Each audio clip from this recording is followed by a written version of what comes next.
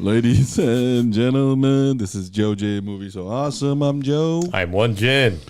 What's up, y'all? 78 subscribers. Big shout out to our Triple Trouble, Void of Parrots, ZZ Scott Walker, Lee Chan Hong, our always eternal number one, Non from Indonesia, R. Allen, Soulless Trenchcoat, our fellow movie reviewers, Zach Millida's Movie and Fatal J, Prickly Pear, Jonathan, and all y'all. Thank you so much. I hope you're all having a wonderful weekend. Today we also got a lot to cover. Yeah.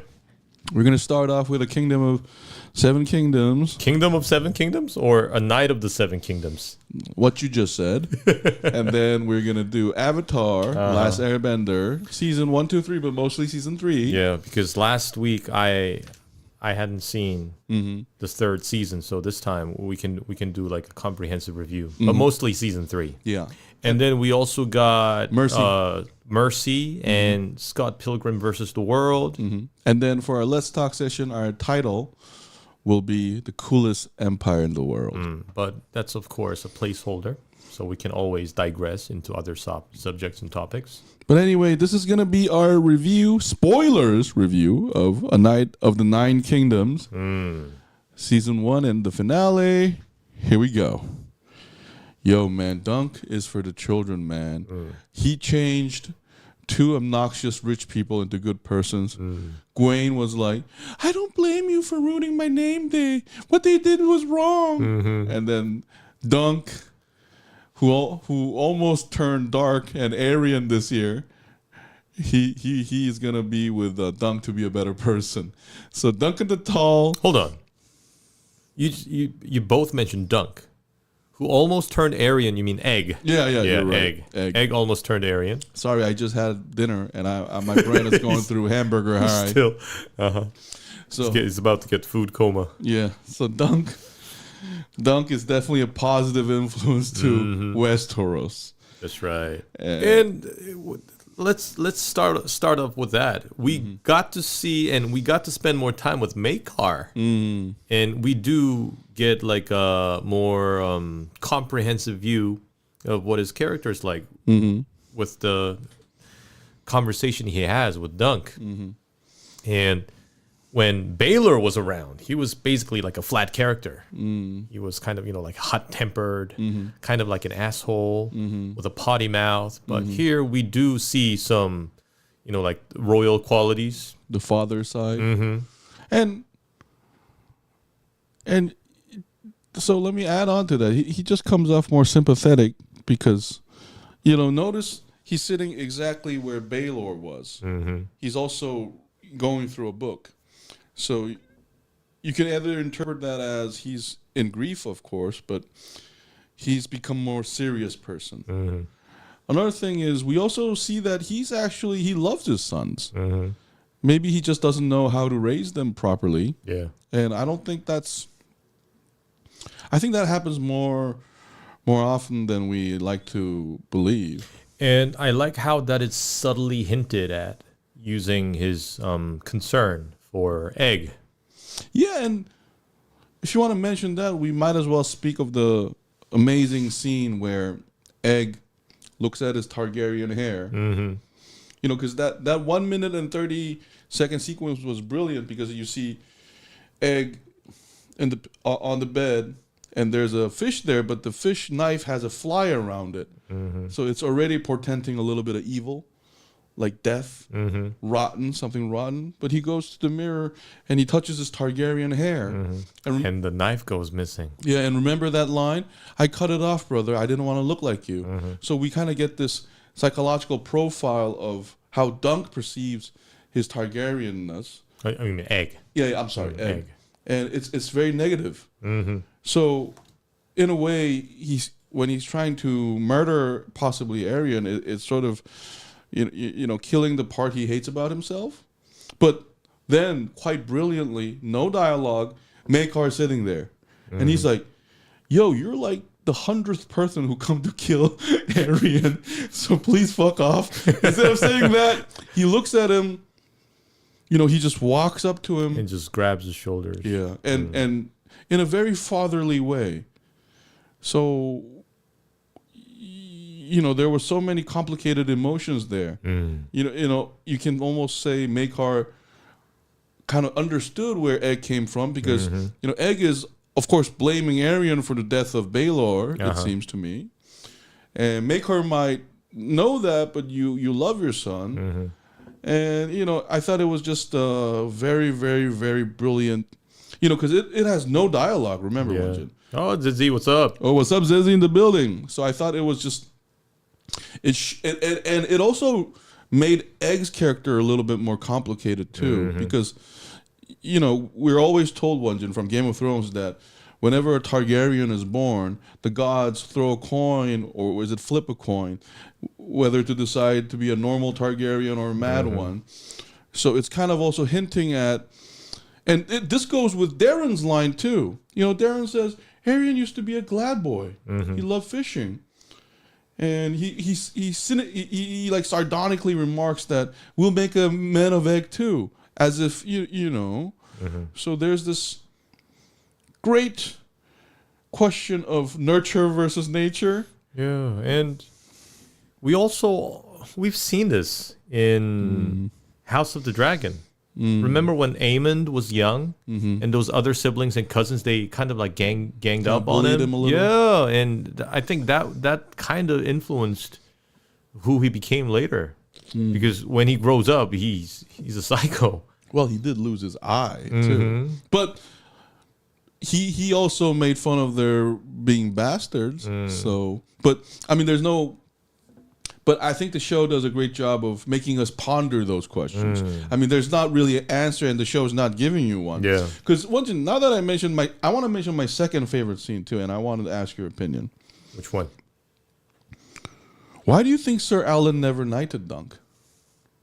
Because I have my interpretation. Oh. Because we get confirmation that Dunk was actually never knighted. That's a good question. I was thinking to myself that he maybe throughout his life and with experience wanted to tell Dunk that the knighthood ain't shit. Yeah, I got that sense Yeah, too. it ain't shit. But he didn't say it like that. Yeah. But he said, oh, that we get an explanation of what Penny Tree is. And, when High Lords. And this is, by the way, after we met bunch of awesome and asshole High Lords right now. Mostly assholes. The ratio, I would say, is 7-3. Yeah, the only non-asshole that comes to my mind is just Lionel. That's it. No, Baelor. Oh, of course. And Raymond. No. But, yeah. No, so I think I agree with you, Won-Jin, because I felt like he was trying to tell Dunk that, there are better ways to live your life, because he was telling him through that story about, the boys not coming back home. And we've seen boys die already in the prior episodes in the flashback, remember, all the dead bodies? Yeah. But, so that's my second favorite scene, because, and it explains that Dunk was a fraud too. Remember when he told Lionel in the beginning of the show, when Lionel says gods don't love fraud, then why did they let me live? And he's like, this is not blessing, this is mockery. And Lionel's cool as fuck. Oh, if you join me, I'll love you like your brother. If you don't, I'll hate you like your fucking brother. That was a good line. That was a cool ass fucking scene. And so that's my because I want to add on to what you said, like, not just Maekar, but we also get a complex picture of Sir Arlan.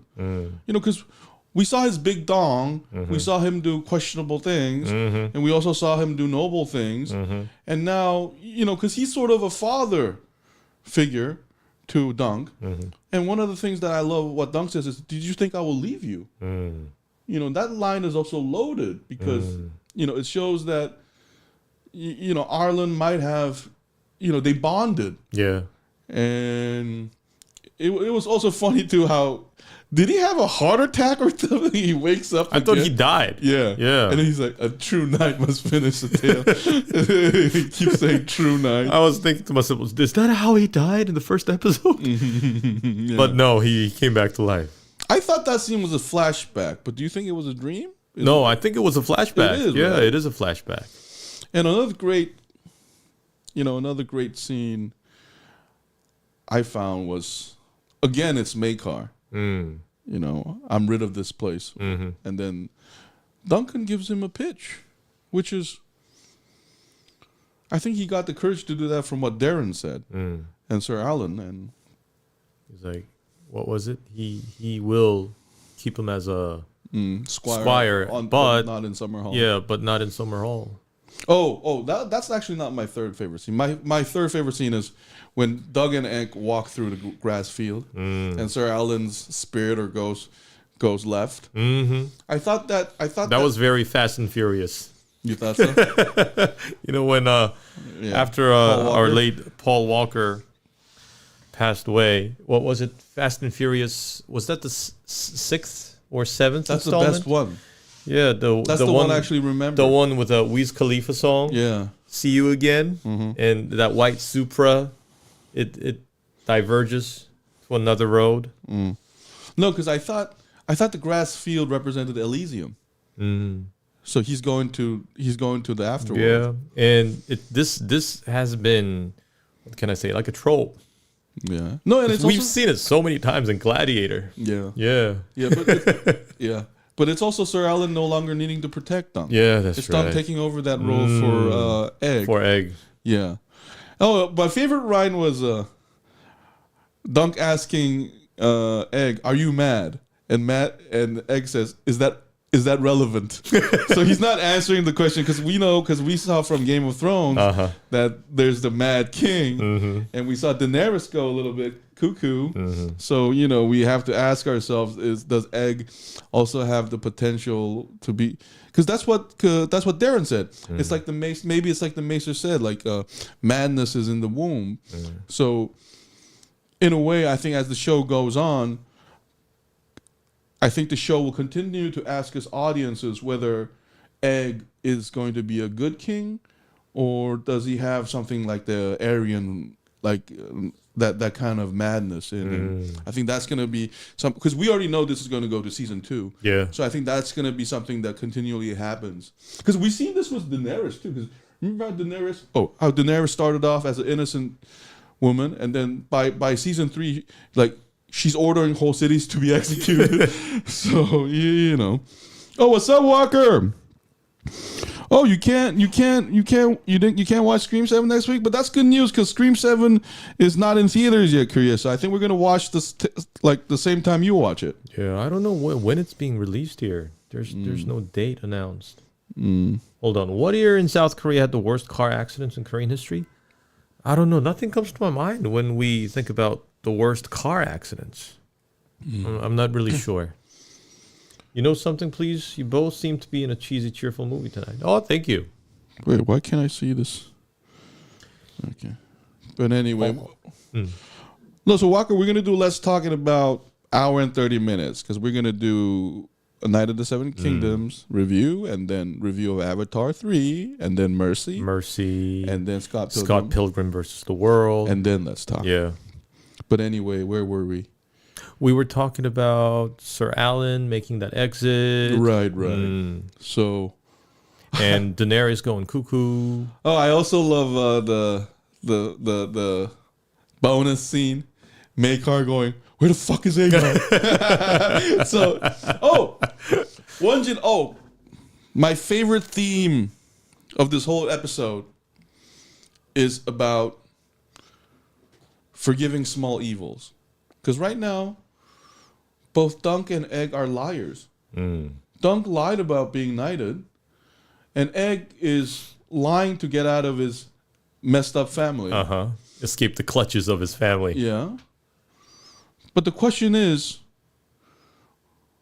we've seen this with Baelor too. Remember how he said the Kingsguard can't do shit to me? So let the guys decide. But I thought this was so human in the sense that I feel like small sins should be forgiven in people, especially when they actually, it's that question, Won-Jin, about what do we put priority in? Are we going to punish corrupt politicians or punish someone who stole $10 worth of Snickers bars from a convenience store? I mean, they're both technically wrong, right? But why are we so quick to, maybe that Snicker bar stealer works in the weekends for, poor people in shelters. So I like the fact that, Dunk is for the children, yes, just like Wu-Tang Clan is. But I like how Wu-Tang's for the children. Yeah, I like how in his white sheet there's a little bit of gray there. It's not a perfect picture, you know what I mean? He's not Goku. Well, then again, Goku was imperfect too. Yeah, Goku's also kind of gray. That's a bad comparison. He's not white. Yeah, that's a bad comparison. But anyway, you know what I mean. Yeah. I like that characterization a lot. I liked it a lot. Oh, we can't forget Raymond, the brother, who's marrying Rose. Rose is pregnant, he thinks. And she thinks it's a boy. Yeah. No, but I think that's so cool, though. Because, you know what I find about... I see, again, this is the same thing about, like, small sins. Rose is, of course, bullshitting. But, but you have to remember, this whole world is unfair, too. How is poor people going to, climb the social ladder without a little bit of cheating? I mean, if you think about it, the High Lords cheat more than, the Small Lord. So what's up with that? I like how, it kind of reminds me of Goodfellas a little, where, we get to see, people live in very gray places, maybe black places. Because, I mean, this place is really harsh. Like, 2 knights died. And I think a lot of people get injured in tourneys, so I really like that. So, what do you think about the overall season? Oh, man. Are we going to go there already? Perfection. Could it be better? But I got to be honest, though. Like, I'm going to give this a perfect score, but with this caveat. Like, is it caveat or caveat? Caveat. You're right. No, but you fucked me so much that now I'm confusing my own. Like I'm doubting my own confidence. But anyway, like because I think the show only works thanks to Game of Thrones. Because that's true. Because I don't think this would have worked if this show came out first than Game of Thrones. We'd be like, okay, yeah, because a lot of what they say are loaded, right? But it only works because it's like we're already in Game of Thrones season 4 or something where. When in season 4 they start talking about Hand of the King and every area, we already know what's going on. This has the same thing here. Like it expects audiences to know what happened in Game of Thrones. Yeah. For it to work.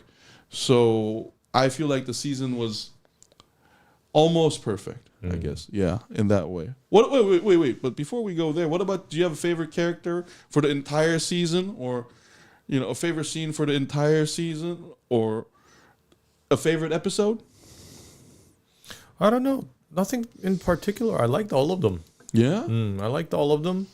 And I was especially fond of the Egg character. He was so adorable. Yo, what an actor. What an actor. I hope if they do... Joe is confusionally confused by its own confusion, confused by Jin's confusing. Okay, that was funny. That was funny. But anyway, I'm sorry, I wanted to cut you off. What's up? So the Egg was the actor, like you said, was knocked it out of the park. A tremendous performer.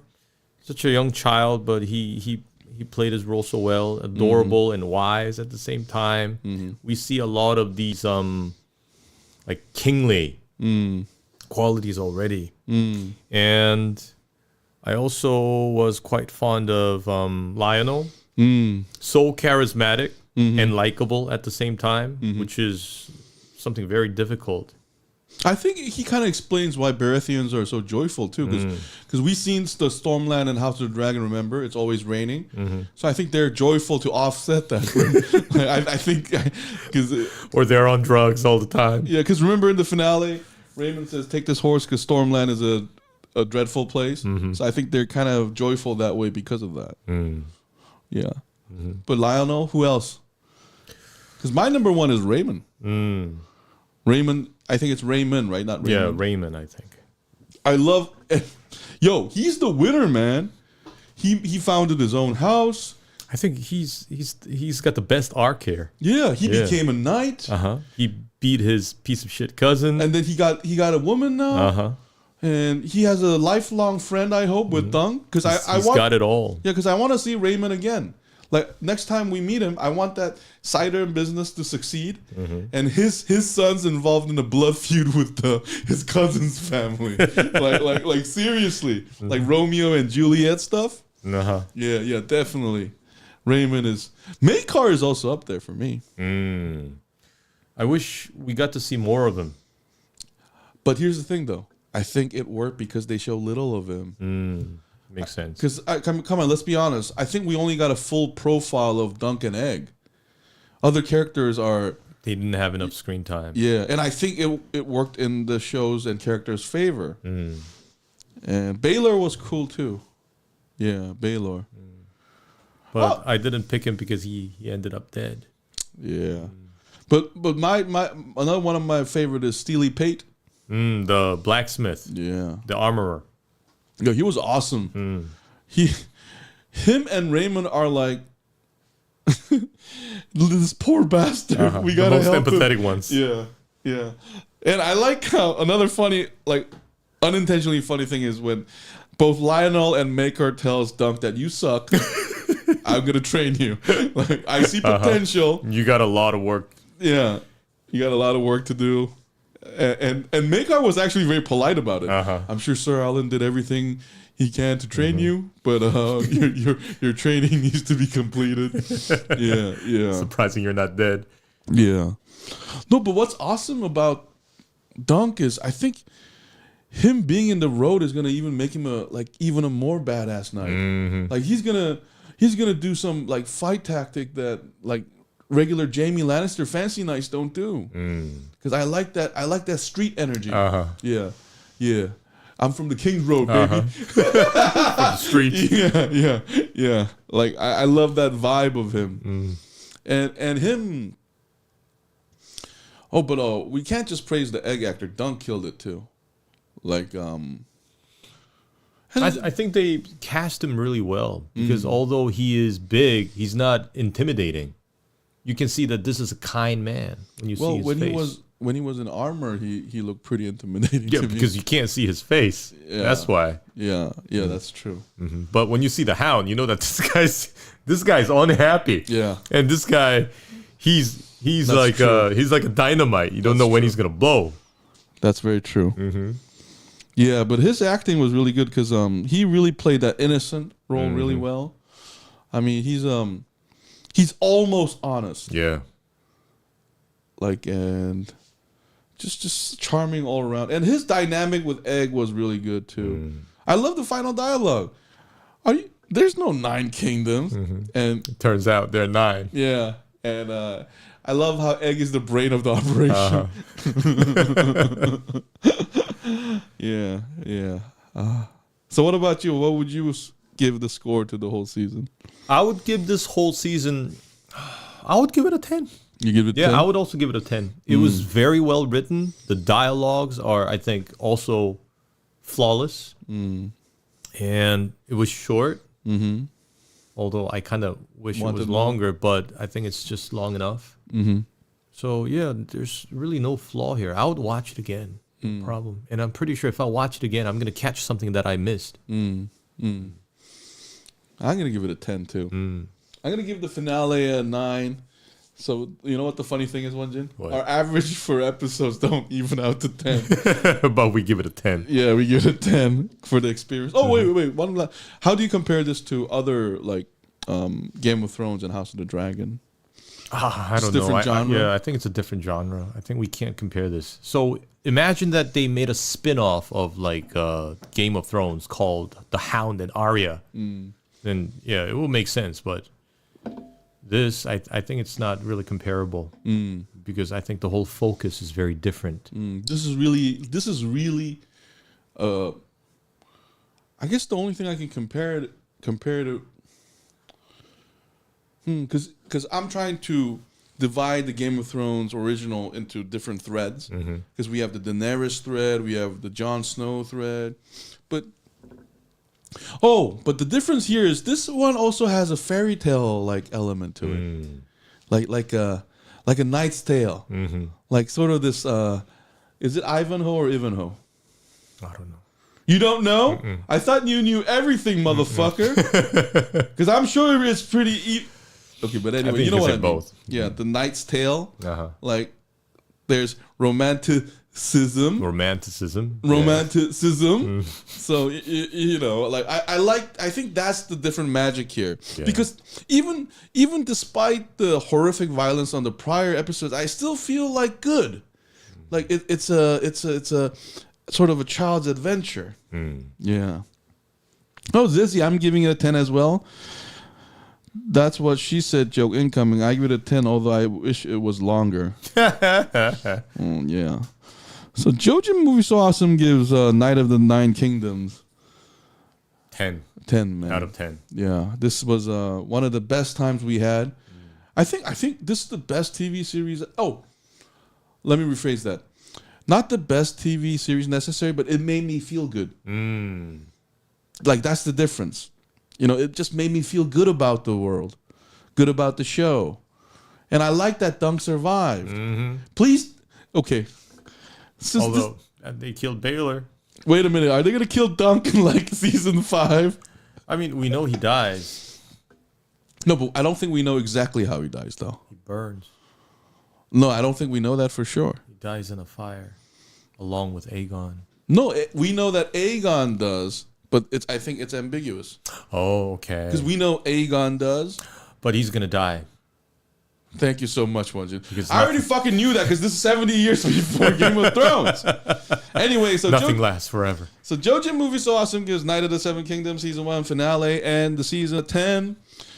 I hope you all liked it too. We're going to take a very, very short break and come back. We'll come back to talk about Avatar, The Last Airbender. No, but I wish Void could join us because we're really doing it for Void. Yeah, maybe it's because we started earlier than usual. Okay, but you know what? We're still going to do Avatar, okay? We hope Void can join us.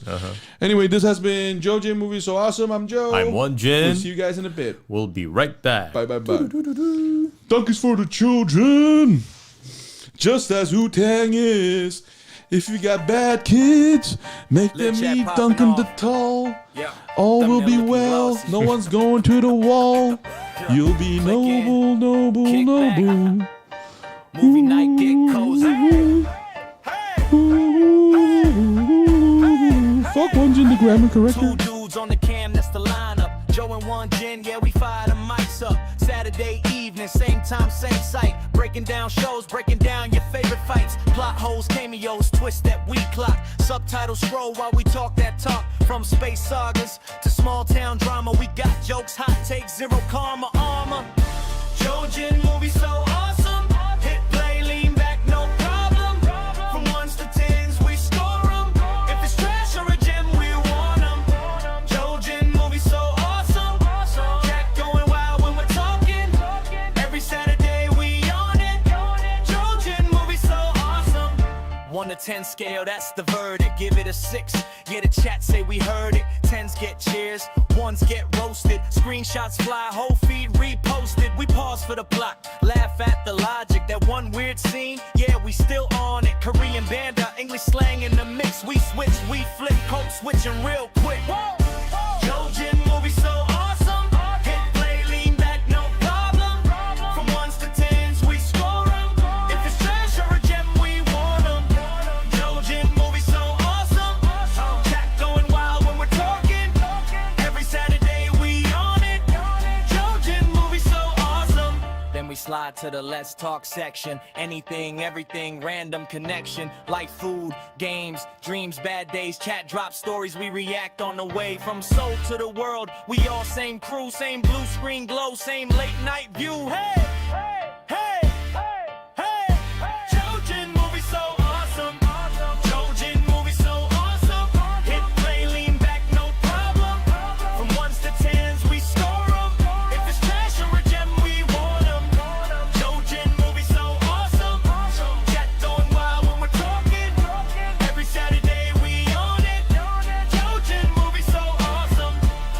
JoeJinMovieSoAwesome. I'm Joe, and I'm Won-Jin. See you next Saturday. Tune back in.